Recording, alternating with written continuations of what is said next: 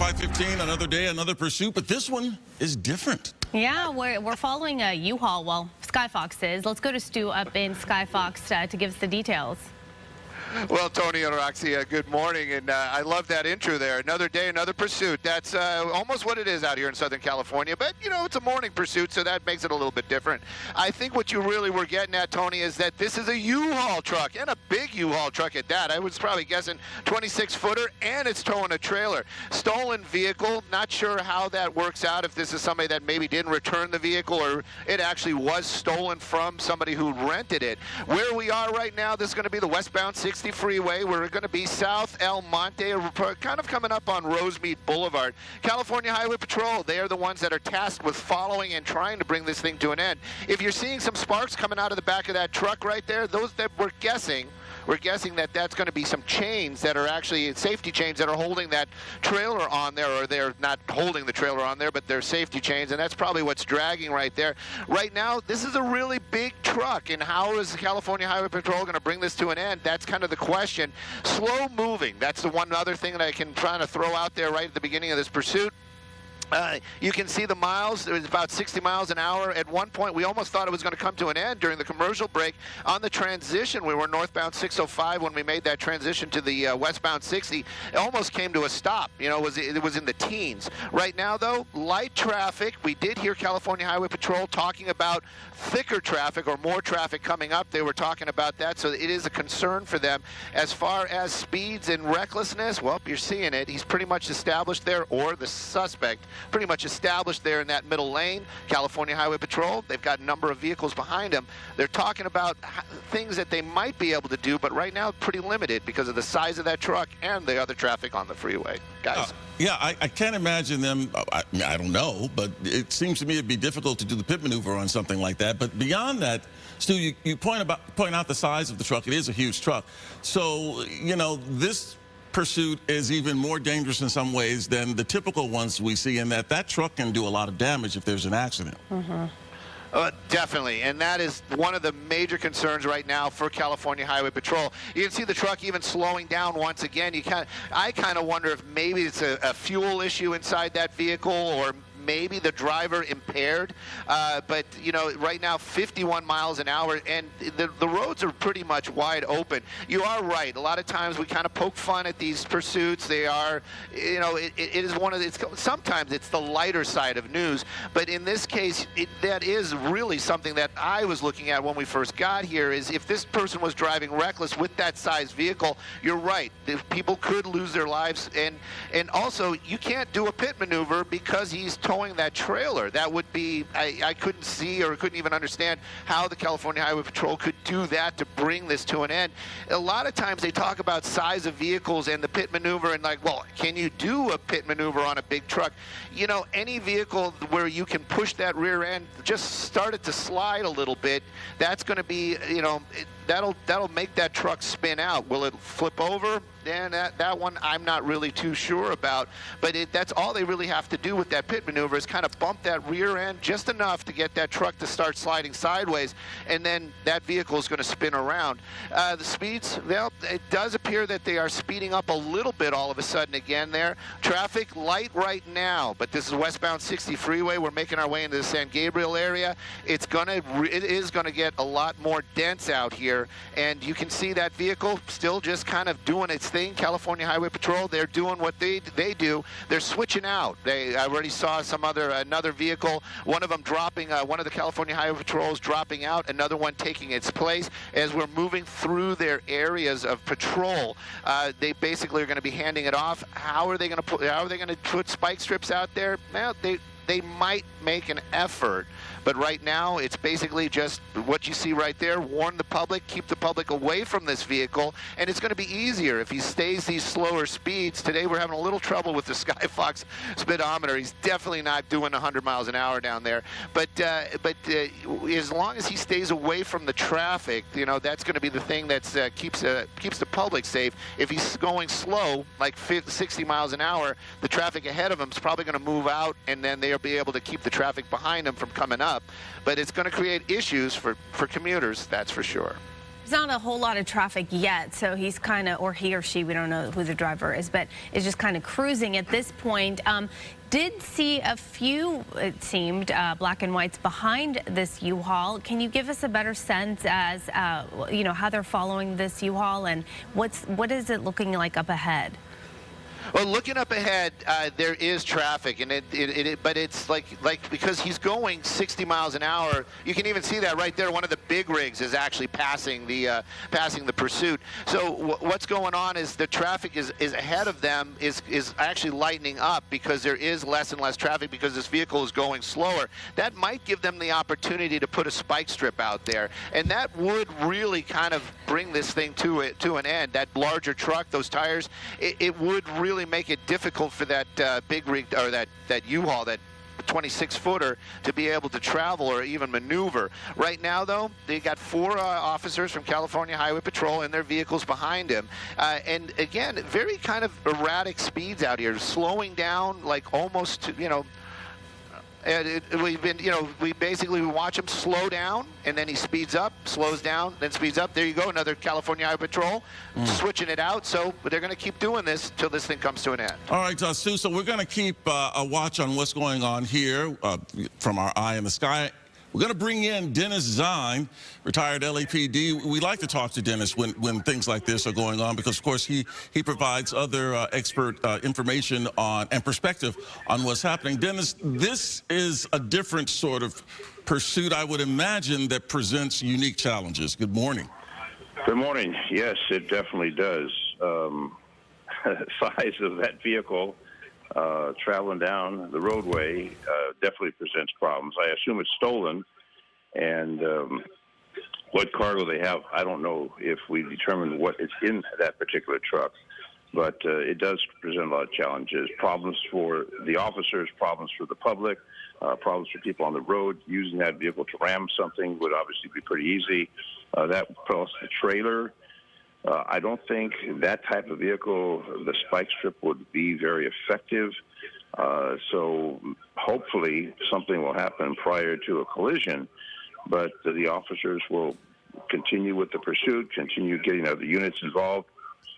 I don't know if law enforcement does have an air unit overhead. I know that Skyfox is overhead, and oftentimes other stations work together as far as coordinating. But the roadway looks pretty quiet, and there's a good part on a pursuit on a freeway is you don't have pedestrians, bicycles, parked vehicles, etc. You don't have cross traffic, so it's relatively easy. Then you have the traffic congestion, which oftentimes will happen at 5:22 in the morning. Pretty light right now, but I think it will be, if it doesn't come to an end soon, as the traffic starts to build on the freeway, then we have some problems and some consequences if that individual decides to ram a vehicle or decides what they want to do. Obviously, you have enough units involved, enough CHP units involved. So in this particular situation on the freeway at that speed, it's not an excessive speed as we see. They'll hold on. They'll just continue with that, and they'll transfer units as they go to different jurisdictions. I just tuned in, so I don't know how long it's been going.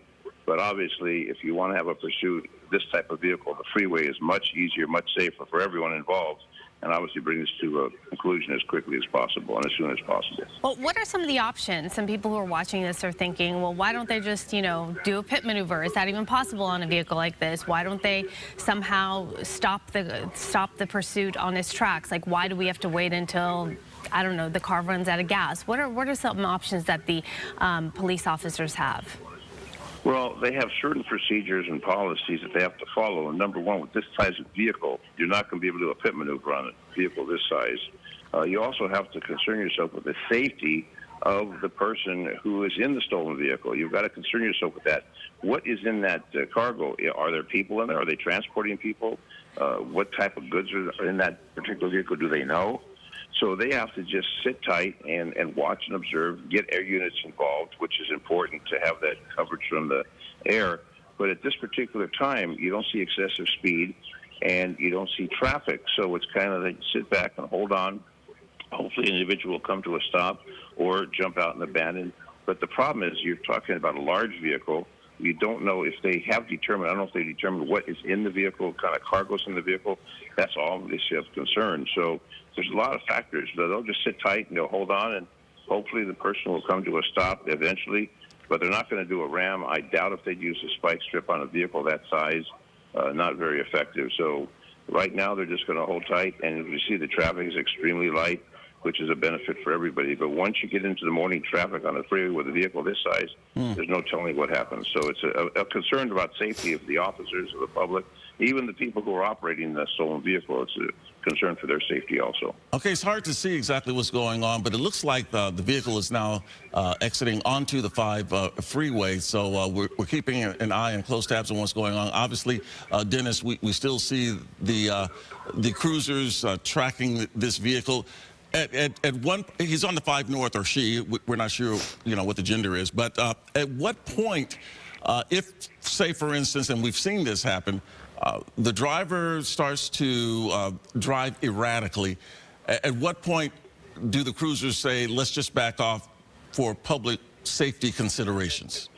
Well, that'll be a concern. That'll be a concern. The supervisors who are involved in this will say, okay, it's getting too dangerous. Let's back off. Let's terminate. Let's do a tracking mode. Let's do whatever we have to do to preserve public safety. We can always monitor from the sky, have units that can apprehend when that vehicle does come to a stop. But ultimately, the safety of the general public is paramount. And we've seen of late many pursuits where there have been some tragedies involved. They don't want that to happen.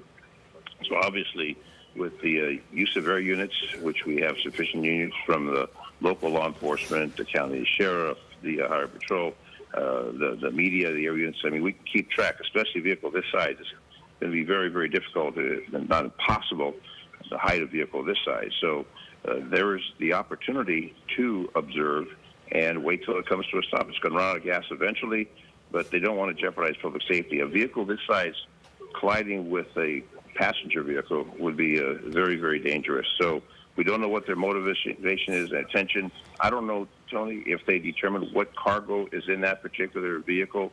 There's a lot of possibilities for that also. So they need to determine that. Yeah, that's interesting that you brought that up, the fact that we don't know what is inside of that vehicle. You also brought up people, which I hadn't thought about. But yes, you're right, as far as if they come into contact with this U-Haul, and we have no idea what's going on inside. So out of safety and precaution, they're just kind of hanging back. And at this point, it's kind of like a watch and wait.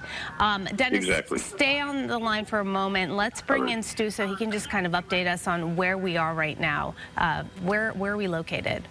Well, we're northbound 5 freeway, and we're getting up to Boyle Heights. We're coming up to USC County General area. While Dennis was there, I got some time. I'm watching on Facebook.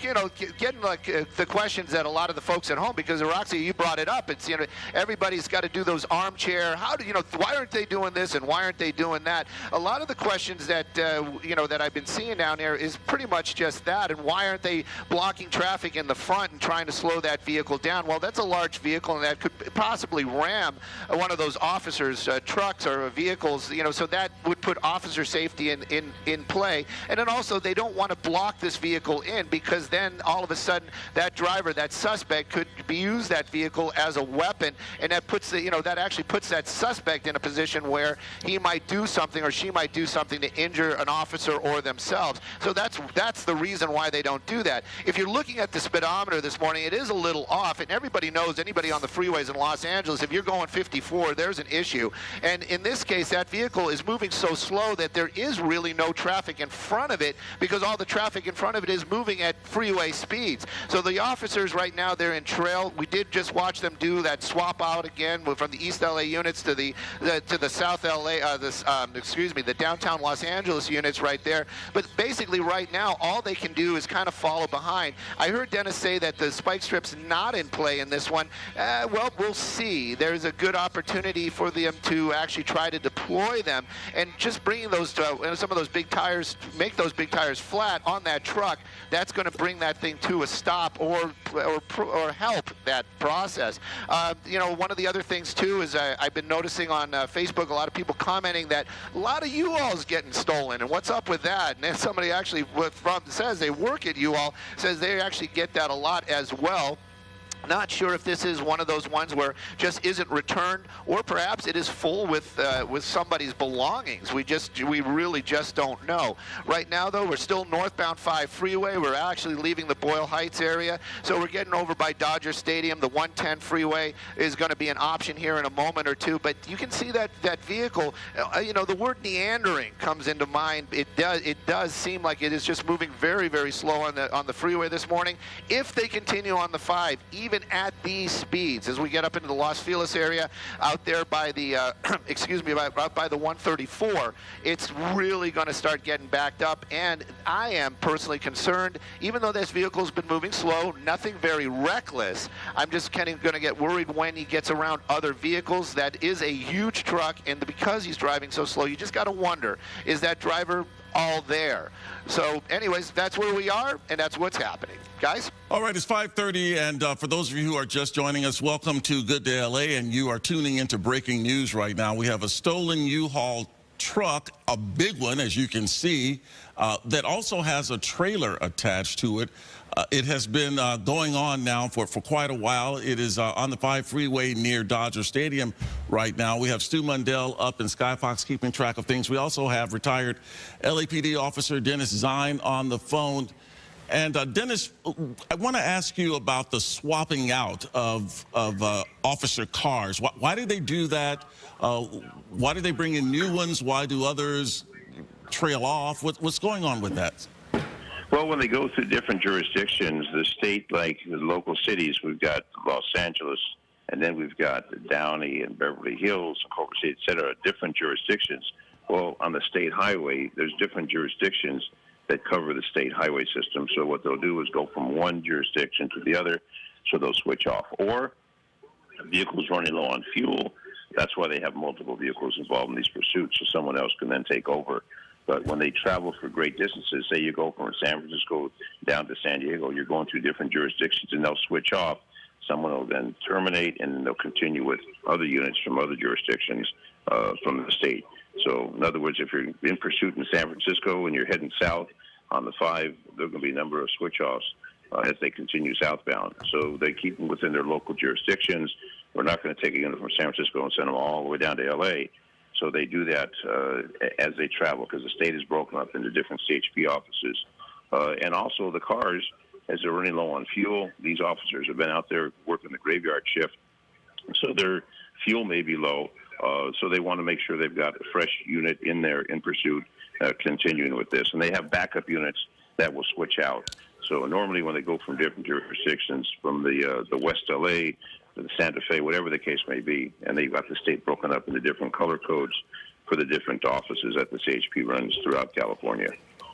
Okay, Dennis, stay on the line, and we'll continue to chat with you. Let's go to Stu. Stu, just taking a look at this. It's 5:33 in the morning, obviously. So off the freeway and brings it to a stop. He doesn't stay on the freeway, or he brings it over to one of the emergency lanes and just basically gives up.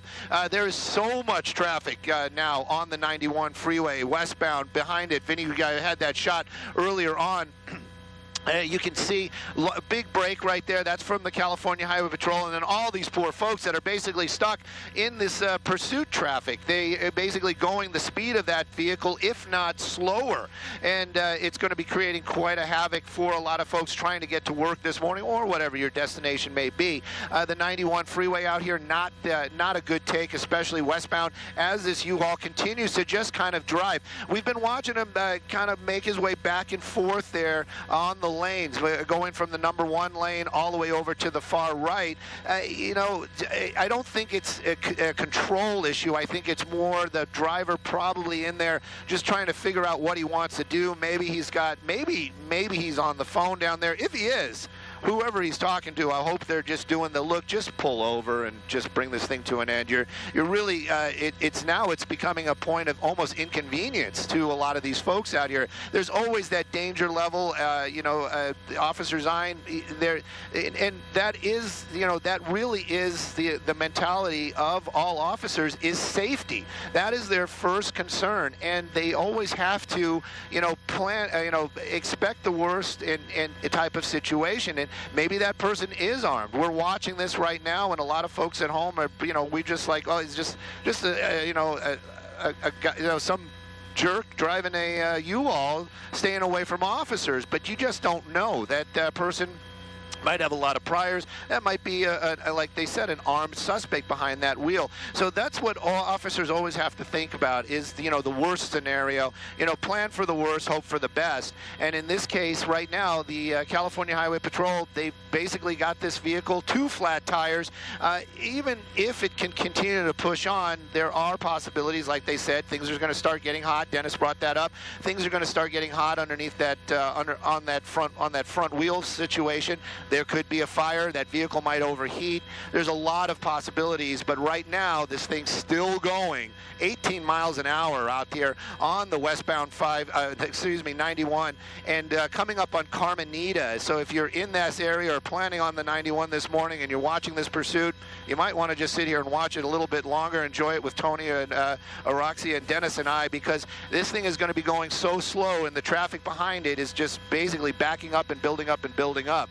Right now, you can see it, that front wheel the tire is actually still on the wheel. I thought it came off earlier on just because of the amount of smoke, but basically what that is the heat from the tire, and it's still holding on. So this is a big truck. Those are basically semi wheels on there, so those are big tires. And this is a rental, and these are non-professionals usually behind the wheel, and they basically build these things for safety. So those are the pluses in there, but we're slowly coming to a stop, and I just hope it doesn't become a standoff out here on the freeway, because it's going to create a heck of a traffic problem. Right now, though, it really seems to just be crawling along out here, and that truck just, and again, don't know if it's the truck, don't know if it's the driver, but we do know the speeds are basically getting into the 10 mile an hour, so this is going to be extremely bad for anybody commuting this morning here on the 91 westbound.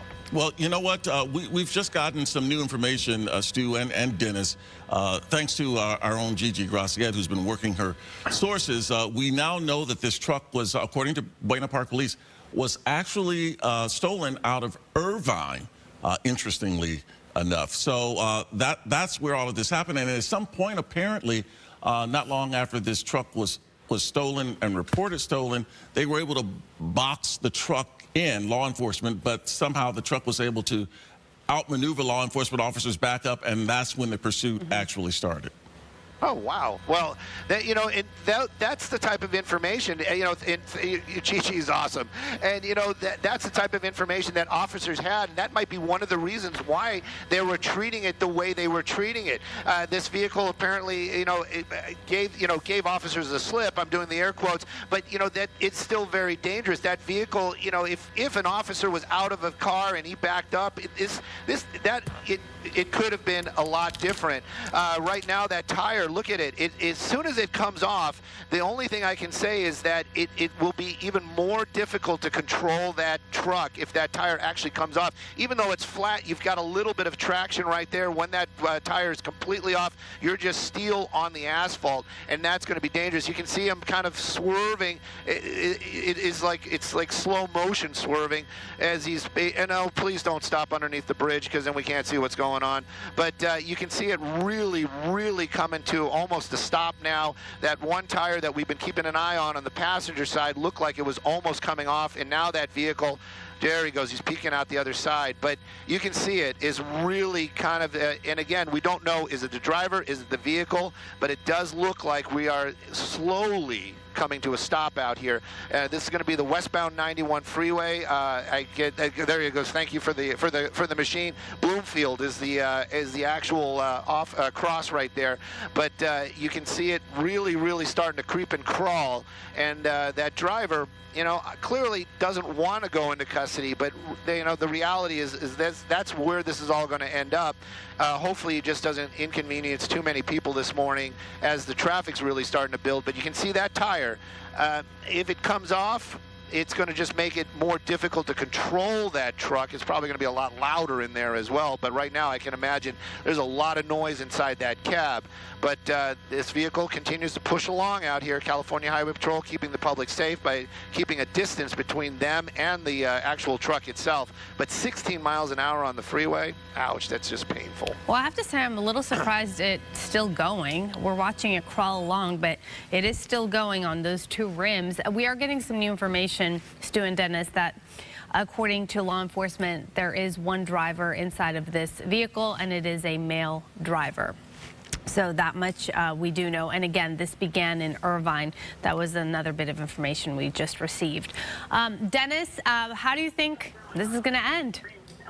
Well, it's going to end, hopefully, with the suspect taken into custody in a Code 4, and Stu can give us some view of what's happening with the surrounding area. I mean, you're going to have a traffic mess, number one. If the individual then surrenders peacefully, or if there's a standoff, and then we've got to sit there and go through the procedure and the negotiations to coax the individual out. It started, obviously, what we now learn in Irvine, and apparently the officers responded, and somehow this individual slipped away in the truck, and then subsequent to that, this long pursuit that's taken a long, long time with Stu overhead and you folks in the studio and the public watching, and they need to get to work, or they need to get to their destination. It's going to end eventually with the person taken into custody. Whether they decide to abandon the vehicle and take off, as we see happen, whatever happens. But they have sufficient ground units. They've got air unit overhead. They'll get this individual into custody hopefully as quickly as possible, because we're coming up on 6:30 in the morning, and a lot of people are on the roadway, and we want to clear those as quickly as possible. But the concern is this person armed? This person already slipped through law enforcement, as we now learn.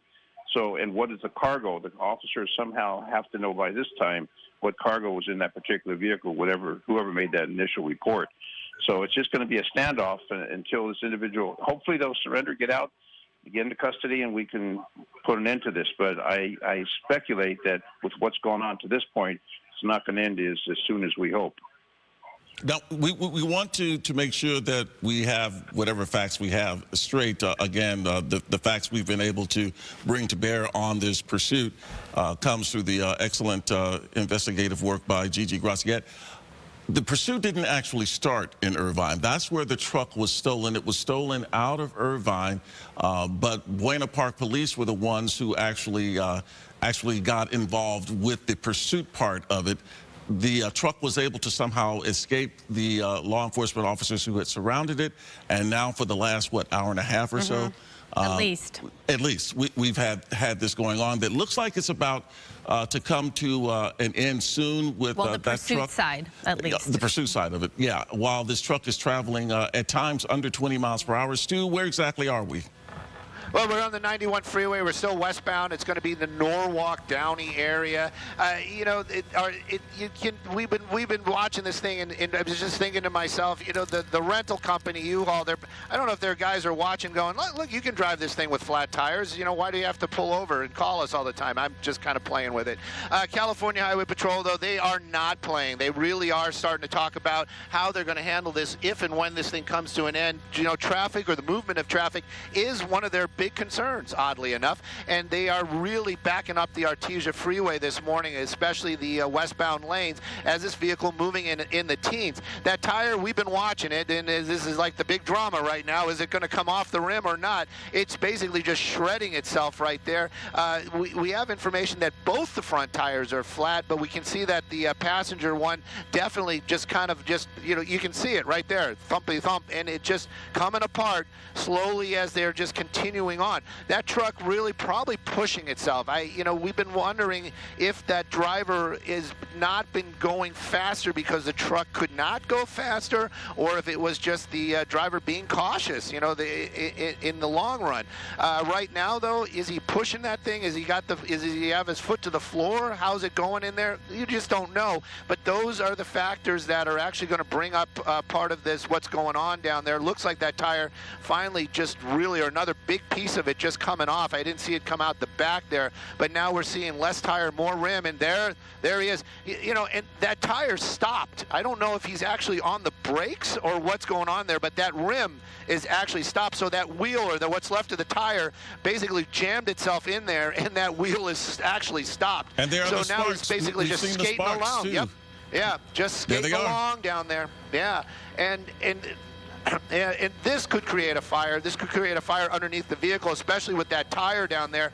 Or, you know, this could go on for a while, and that rim could just be grinding itself down to the point where you're on the axle, and that's what's going to bring it to an end. So clearly the driver is pushing that vehicle the best they can, but that front wheel, the actual wheel itself, stopped right now, probably because the rubber has wedged itself in there somehow, because he's clearly not on the brakes.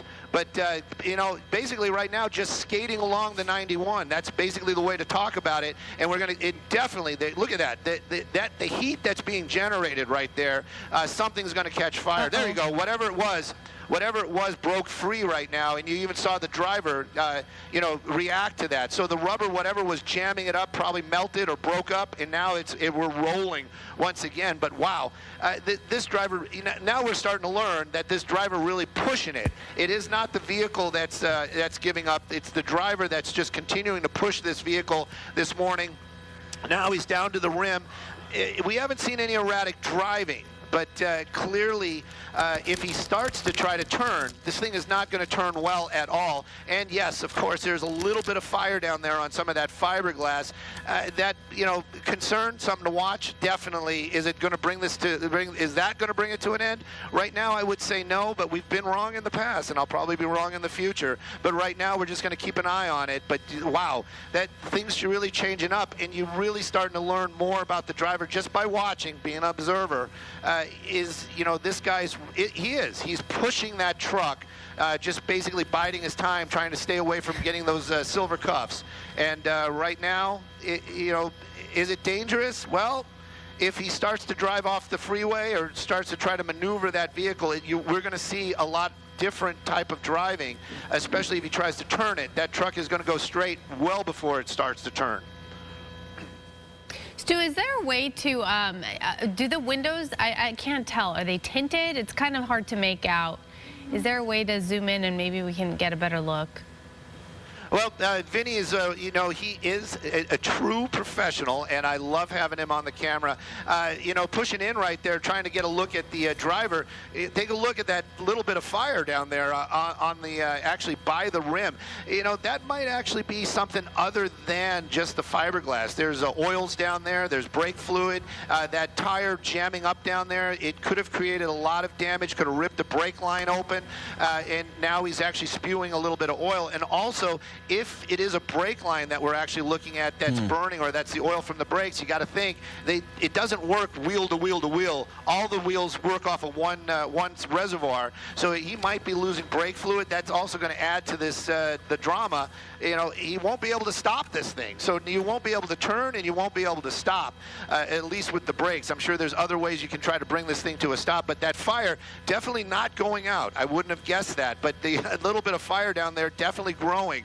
And you just got to wonder what the fuel is that's keeping that fire going right there. And you can see it just kind of hanging out there on the backside of the rim. If it does stop, is that fire going to just basically catch fire to the wheel well? Is the fire, or is it just oil? But definitely parts of the tire still coming off there. A little bit of rubber now just fell off. So we're going to, the only thing I can say is we're watching. I'm really starting to wonder what's going on. And of course, we know this vehicle disabled, definitely disabled. It's definitely going to be much more difficult to control. And maybe that fire that we're seeing right there is actually the tire. What's left of the tire is burning. We know that we've seen it in the past. Tire fires, they burn for a long time. Once they get started, it's hard to put it out. But right now, those flames continue to get a little bit larger and larger. And I'm just really curious what it is that's burning. Well, you know, Dennis, as we bring you in on what's going on here, clearly we now can call into question the the mental state of this person, the state of mind. Clearly, this truck has been disabled, as Stu has pointed out. We have a fire going. This individual, he knows exactly what's going on here. He knows that he's being pursued. He knows that at this point he's facing mandatory behind bars time, not only because of the stolen vehicle, which is a felony, but also because of fleeing police, which is another felony on top of that. So we have all of that going on. This truck is clearly disabled, difficult to control, can only go a certain speed, and yet this driver is being persistent in his refusal to stop. Absolutely, and one thing that I want to point out is those fuel tanks for that truck are close to the tire. I think the fuel tanks, if I'm not mistaken, are right near the cab of that truck. It's not in the rear of the truck. I think it's near the cab, if I'm not mistaken. So there's a potential for that, tearing up the roadway in addition to everything else that this vehicle is doing with the driver. Obviously, doesn't want to get apprehended, doesn't want to go to jail. It's going to happen eventually. And as we see the vehicle continuing, and we've seen this happen in the past, where they continue to run on a rim and ultimately come to a stop because the vehicle cannot run continuously. I've seen them go all the way down bare metal, and then nothing will be there. And as we see happening on the right side, I don't know what the driver's side looks like, but the right side, obviously, we've got the totally on the rim, which is tearing up the roadway, at the same time on fire, whatever substance is there. And it's just a situation where the individual doesn't want to surrender, doesn't want to give up, wants to continue, but all it's doing is accumulating more and more charges. And I'm sure if we look at the history, this person probably has been through the criminal justice system in the past. This doesn't look like a first-time offender that would act like this. And the hazard to the public and the inconvenience to the public that everyone's experiencing right now in that particular part of Southern California, where they can't get to their destination no matter which way you're traveling on the freeway. It's a mess right now, and they just want to bring this to an end, take him into custody, impound the vehicle, give it back to the rightful owner, and code 4 and on with life. But this individual does not want to give up. Sorry to interrupt you, but we do have Buena Park PD on the phone right now. Sergeant Mario Escamilla is joining us this morning, and we do know that the U-Haul was stolen out of Irvine, but where this pursuit really began was in Buena Park. That is when your department took over. So can you just tell us what happened? Yeah, so the Buena Park Police Department received information of a suspicious vehicle in the area of Knott and Thelma. Officers responded, and as they responded, they conducted a records check and determined the vehicle was stolen. They noticed that there was an individual sleeping behind the wheel of the vehicle, so they tried to contain the vehicle. Unfortunately, the vehicle managed to maneuver away from the officers, at which point slow-speed pursuit ensued. And do we know anything about this vehicle other than it was stolen out of Irvine? Do we have any clue as to who might be driving it? And do we know at this point what cargo might be inside that truck, which I would imagine you guys would be very interested in, Sergeant Escamilla? Unfortunately, we do not have any of that information, which makes it all the much dangerous. And that's the reason why we have to take so much precaution when trying to apprehend these individuals and hopefully render a safe ending. Sergeant Escamilla, as far as you know and what you've just indicated, there is only one person inside of this vehicle, correct? The driver, who you indicated was sleeping behind the wheel when officers first approached this individual. That is correct. We have received information that there was a male sleeping behind the wheel when officers responded. That's exactly what they saw. And we have no other indication that there are any other occupants inside that vehicle. All right. Do we know whether the suspect is armed at this point, or is that also unknown? And it looks like at this point, this truck is going to come to a stop pretty quickly. It's traveling under 5 miles per hour right now. I think that whoever is inside that cab understands that that you can't keep pushing this truck given what's going on. Yeah, so there's no indication that the individual is armed. Did the officers make contact with the individual as far as speak to him, and what was that like? Was he aggressive? Did he indicate anything? What were you able to gather from the scene? So it was pretty quick. They did not speak with the individual, based on what we know right now. Like I said, they were trying to contain the vehicle and ultimately tried to safely contact this individual.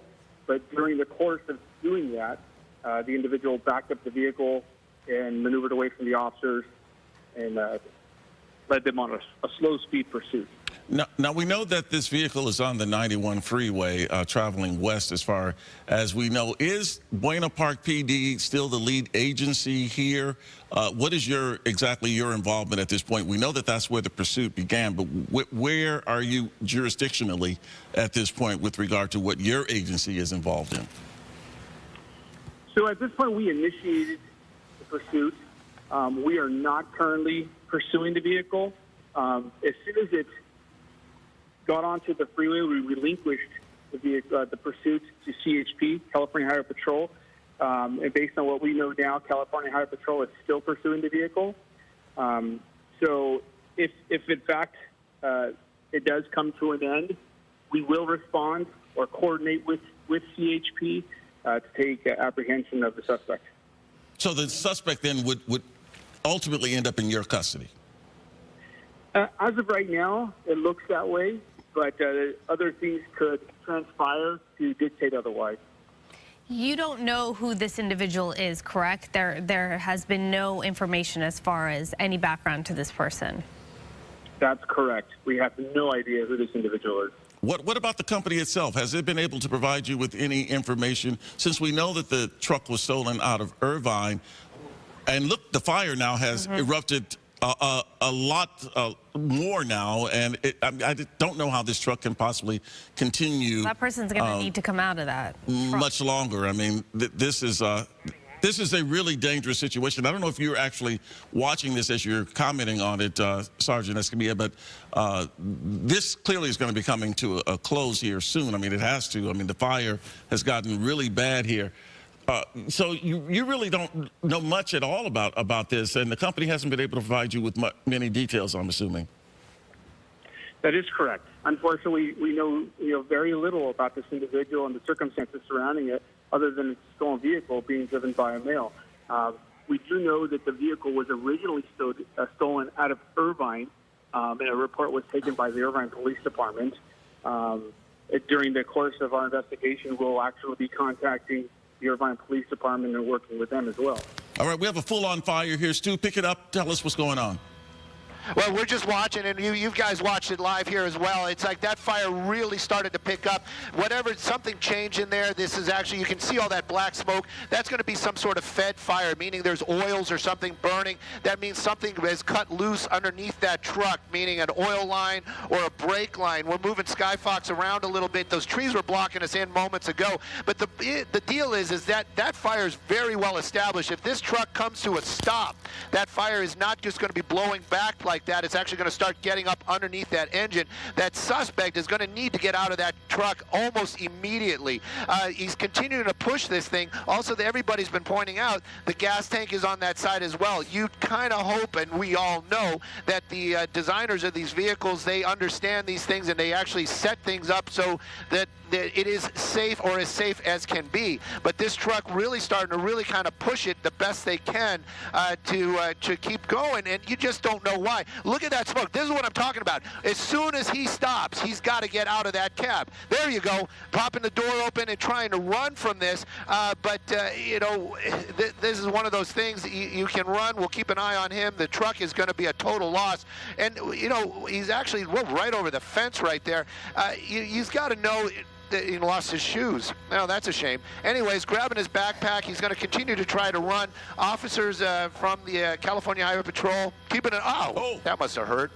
And losing his pants and his shoes. At any rate, the officers, they might be a little bit slower on the jumping over the walls and stuff, but definitely making their way around to that to the area where he's running to. Now between the walls there, we're going to try to move Skyfox the best we can to keep an eye on that suspect. The truck itself, I'm pretty sure, almost fully involved in flame, and I'm just wondering if any of the California Highway Patrol are going to be trying to put that fire out. Vinny, can we just go look at the truck since we can't see that suspect here for a minute or two? Just go a little bit wider, and he's not that far away. Over to the left. There you go. Somewhere right in there where the smoke is. Just kind of push in to the right, to the right, to the right, to the right. There we go. Anyways, that truck itself, I'm not sure where they parked it, but it's somewhere in that area right there. Must be fully involved in fire. But again, you just gotta wonder if maybe some of the California Highway Patrol made an effort to put it out. But apparently, they're chasing after that suspect right now. We're going to move around, and I can see the officers. If you go wide and to the left. Oh my goodness! Well, the cab is fully involved in flames at this point. Fully involved, and you knew that was going to happen. That fire was really well established, and the flames were basically the movement of the vehicle was keeping that fire from getting up under that hood. And as soon as he stopped, all that fire just basically engulfed that engine area. Again, we know, everybody knows, there's a lot of oil, there's a lot of flammables, there's a lot of plastics involved right there. Officers on the top of the screen to the right, I'm listening to them right now. They're trying to coordinate. They've basically got a perimeter set up. I haven't heard the words in custody, but that's the apartment building where we last saw him running against basically against that wall right there. If you pan up just a little bit, and to the left, right there in the gap. I think he's right there in the corner. Push down, just pan down just a little bit, Vinny. Pan down, pan down. It's a motorcycle. All right. But yeah, so that was the area where we last saw him. But the officers definitely in the area right now, and basically setting up a perimeter. They haven't caught this guy as of yet, but you're just hoping that guy's going to go into custody. That truck, a total loss. I'm not sure why the California Highway Patrol not working to put out that fire. A lot of them carry fire extinguishers. Okay, firefighters are just arriving, so they're going to handle the truck, and the law enforcement going to try to get that suspect into custody. All right, so at this point, it doesn't appear as though the suspect is going to be able to get away. It looks like law enforcement is setting up a perimeter so that they can take this person into custody. The last time we saw the guy losing articles of clothing and as shoes, such, pants, as he was jumping fences to try to escape the officers, and then we saw him where the camera is right now. We saw him run between those two buildings, and that looks like him right there. Is that him? No, that's an officer. That's an officer. That's definitely a police officer. Okay, so we don't. He also had a bag. I noticed he had a bag with him, like a backpack, and he didn't want to lose that. He kept throwing it over whatever he was climbing. Well, the question becomes where is he hiding? Because we saw him go there. Right. There's a couple of spots. There's some tarps right there. If he's in this area, they'll probably take him into custody. He might actually be underneath a vehicle. This might be one of the ones where we see the canine come in there. But it almost kind of looked like one of the situations where this might have been, because we're listening to the Buena Park PD, and we're hearing them talk about, basically they're talking about this guy was asleep behind the wheel. So this might have been a crime of opportunity where maybe a homeless person took that vehicle and was basically maybe even living in it. They might have a suspect basically locked down in that area. I always watch these officers. They have a dangerous job. We watch those suspects fly over those walls, and now we have an officer climbing over a wall is probably the best way to do it. Again, we're just watching, and I couldn't even imagine doing that job that they're doing down there. Very dangerous indeed. But they're still trying to clear the area. They're getting information. I am here. It is very hectic down there. They're trying to locate where this guy is, but they basically know that he's in this one block area, so they are going to continue the search for him. So crazy. This is, it looks like it's an apartment building, right? So you would think that the people who are living there, that? Okay, guns are drawn here. That's another officer, but they do have their weapons out. We're pretty sure that that suspect not armed, but you can clearly see that this person willing to keep running. Yeah, and Vinny's just kind of inching his way down there. You have to understand it is very difficult to see. You know, if he's in those bushes, we might not be able to see him, but the officers might have a better vantage point. And also, these guys are talking to other guys. They're not super familiar with law enforcement, talking to other law enforcement. They're not super familiar with these roads, so they're basically just shouting out directions to get the other officers to kind of just block this suspect in. But it's a hectic situation for sure, and they definitely want to take this guy into custody. It is an apartment building, and you just got to kind of wonder, I mean, how desperate is this person? To maybe he might try to break into somebody's apartment or try to hide out. Well, so right now that's the fire or what's left of it. But, well, you know what? This is for those who are watching, because you never know when and where something like this is going to happen. It's a good reminder to keep your doors locked.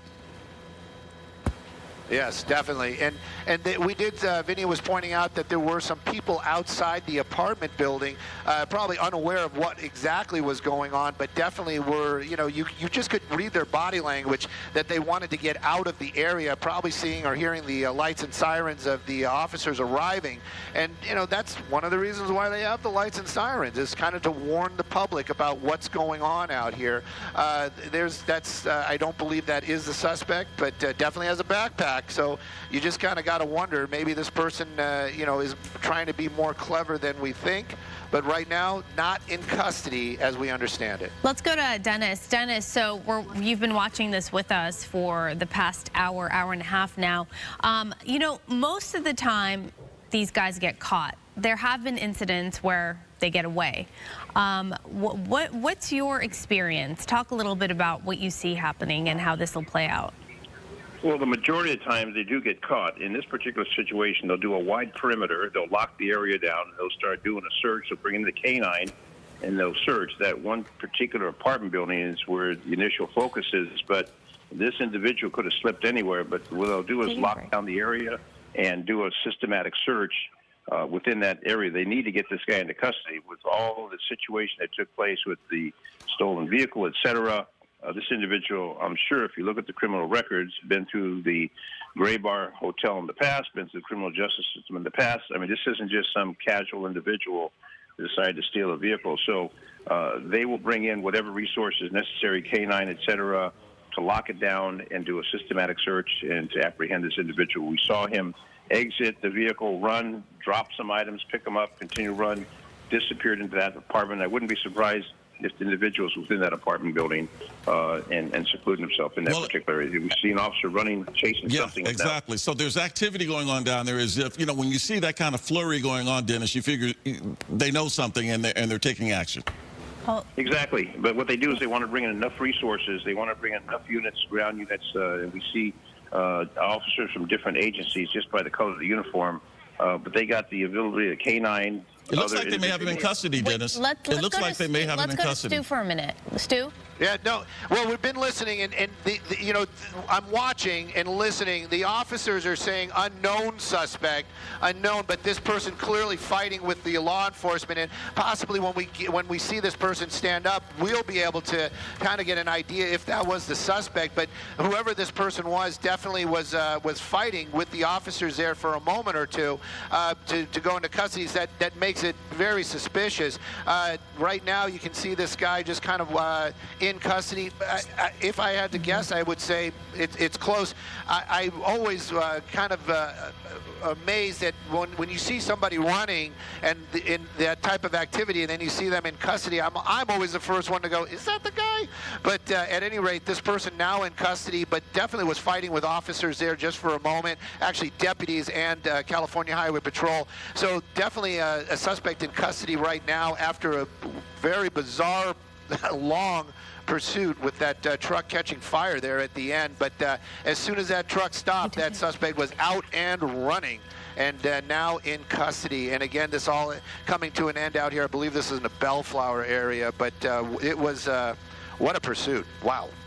It's hard to know All right, if so this is the individual. We're- I know that when the driver jumped out of the truck, he had a gray kind of thick jacket on, and it doesn't look like, I mean, he could have ditched the jacket, but it doesn't look like that. Roxy, that could have been what was in the backpack. Remember, you brought it up too, and I was kind of curious what was so important in that backpack. Maybe it was a change of clothes. Yeah, it could have been. Yeah, and he had enough time, you know, when he got over that wall and we kind of lost him in the trees. He could have clearly changed clothes, and you saw him just kind of playing this nonchalant, walking across the parking lot, and then officers, you know, taking him into custody. The fact that he was fighting those officers, if you're just walking and these officers come running up, you're going to be like, oh, what's up, you know? But this guy clearly was resisting a little bit there, so it kind of leads you to believe that this is the suspect, and of course now complying. So it definitely seems that they did get the right guy. All right. Well, certainly officers and Stu, you know from past experience, body language is everything. Yes. And you watch how these officers are reacting to whatever's going on at the moment. And we saw that flurry of activity there. We eventually saw them taking down this person to the ground, and now the person's in custody. And now it seems as though the officers who just moments before had their guns drawn seem to be much more at ease, and things seem to be much more calm. Is that your reading of the situation, Stu? Well, definitely that suspect in cuffs, and basically you can kind of just read his body language. It's defeat, and we all knew that's where it was going to end. And thank goodness nobody was hurt, including that suspect. If he would have waited much longer inside that vehicle, that, you know, firefighters will tell you that smoke is what's deadly. You know, the fire is gonna hurt you, but the smoke might kill you long before that fire gets to you. And that was thick black smoke. So, you know, in the end, it ended the best way. That suspect in custody, nobody was seriously hurt. Sadly, you all lost one of their vehicles, but, and you know, this is pretty much the best outcome for this chase. All right. Well, this pursuit is certainly coming to an end in a way that the best possible way. Obviously, the best way would have been for the person not to have stolen the truck to begin with, but since that did not occur and the truck was stolen, got hurt. I mean, yeah, that's the best possible outcome. That no one got hurt. That truck, as big as it is, 26-footer, the largest you can rent from you all, could have done a lot of damage had it crashed into anything. But the truck itself obviously destroyed, as you can see. What's left of it. There's not much left of the cab itself. So Dennis Zine, going to bring you back in now. This again. Just want to say we want thank to tell you for that your time this morning and spending the last almost 2 hours with us. Also, Sergeant Escamilla from the Buena Park PD, want to thank him for his commentary and insight as well. And Stu Mundell, of course, excellent work up in the sky from Sky Fox. Thank you.